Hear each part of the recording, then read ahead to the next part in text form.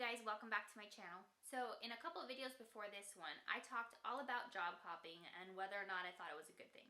Long story short, I don't think that job hopping is a bad thing if you go about doing it the right way. But what I think happens a lot is I think a lot of us stay at jobs that we're miserable at for way too long. And then what typically happens is we try to jump ship any way that we can. You know, we realize that we're unhappy at our jobs and then we decide, you know what, we have to get the hell out of here. And so we start submitting applications, we start applying for jobs, and we do a lot of that without taking into consideration some of the key factors that we should really think about before we take any new job. So today that's what I'm going to talk about. I'm going to talk about some of the key things that you should take into consideration before accepting any new job offer. So the first thing I want to talk about is the money. Now, I'm the first one to tell you that you should not chase after any kind of job just for the money. And believe me, if anyone should know that, it's me. Because to be in the position that I am today at my current job, I took a $10,000 pay cut to be there. So believe me when I tell you that being happy is so much more important than the money. But with that being said, you still need to be able to pay the bills. I mean, it's not going to be a good thing if you get a new job, but then you have to live under a bridge. So what I highly recommend is that before you even start applying for new jobs, sit down and take a look at what you can afford. Take a look at what you're going to need to be making in order to pay all of your mandatory bills. I think what you'll find is that there are some areas where you can cut back. So like for me in particular, like I had to cancel, like my Ipsy box and like some of my subscription services that I really liked, but they weren't really necessary. They were just kind of a luxury. So when I sat down with my husband, I kind of looked at the numbers and I realized, we're going to have to make some cuts, but this is the amount of money that I'm going to have to be making in order to make ends meet.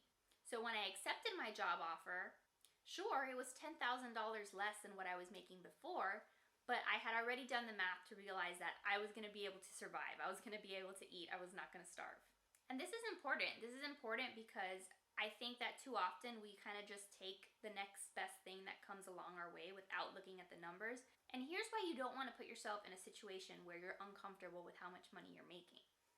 I can promise you that if you're stressed out about your finances and you go home every day and you're really stressed because you've got bills to pay and you're not making enough money, that stress is just going to translate into your job. And there's no way that you're going to be able to do a good job at work if you're stressed out about money at home.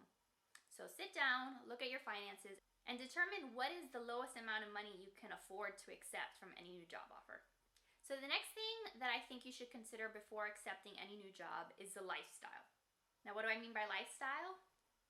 I mean things like, how long is your commute going to be? Are you going to be in traffic for an hour each way every day? Or is your commute 15 minutes, 30 minutes? How are you going to get to work? Are you going to be riding a bike? Are you taking public transportation? Are you going to have to drive there?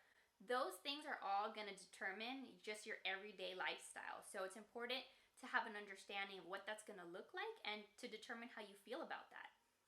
Is this new job a kind of job where you're going to have to be there at 7 o'clock in the morning and you're not going to leave until 10 o'clock at night? Is that going to be a requirement? Are you going to be required to work on weekends? Those are all the kinds of questions that you should have answers to before you accept any job proposal. At the end of the day, your job is one element of your life, but it's not the whole thing. At least I hope not. I hope you have other things to do besides just work. And so those kind of things that affect your everyday lifestyle is going to translate into how much time you have to spend with the people that you care the most about and to, pursue extracurricular activities and your hobbies. So you're going to want to know what kind of lifestyle you're going to be involved in before you accept that job. Then there's the day-to-day tasks. Now, regardless of how much you love your job, I can promise you 100% there are still going to be some things that you're not going to enjoy doing every day. But for the most part, I think that if you're going to be at a job, 40 hours plus a week, at least the majority of your day-to-day tasks, you should enjoy doing them. I don't think that's an unrealistic expectation. So those day-to-day activities, they should at least somewhat be outlined in any kind of job posting that you're applying for, or at the very least, you should ask in your interview, say, hey, I just want to have an idea of what my day-to-day tasks are going to look like. What am I going to be responsible for doing?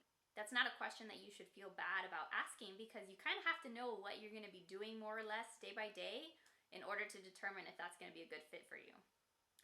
Then there's the work environment. I know for me, that is one of the biggest factors that determines how happy I am at a job. Like right now, I'm a social media manager and a copywriter, and I love what I do. I love managing social media accounts. I love writing copy. But the reason why I'm so happy going to work every day is because I work in a really great environment. So what is your work environment? Your work environment has to do with things like, what kind of an organization are you going to work for? Are you working for a small organization? Are you working for a big organization? Are you working for a startup? Are you going to be working at a place where it's kind of like a family atmosphere? Or is it going to be a little bit more stuffy where everyone's kind of like cutthroat and fending for themselves?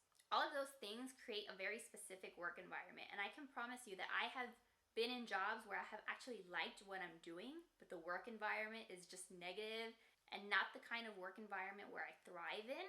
So believe me when I tell you that it can make all the difference. I know me personally, I like working in a small work environment. I like working at a place where everybody feels like we're family and everything is very team-based, and where the hierarchy for the most part in the organization is pretty flat. I don't like structures where you have a manager and then you have a manager over your manager and then you have a director over your manager. And there's just so many layers of people that you have to go through in order to get anything done. That kills me. I hate that. So those are some of the things that I have discovered about my work preferences by, just being in the workforce for, as long as I've been in it.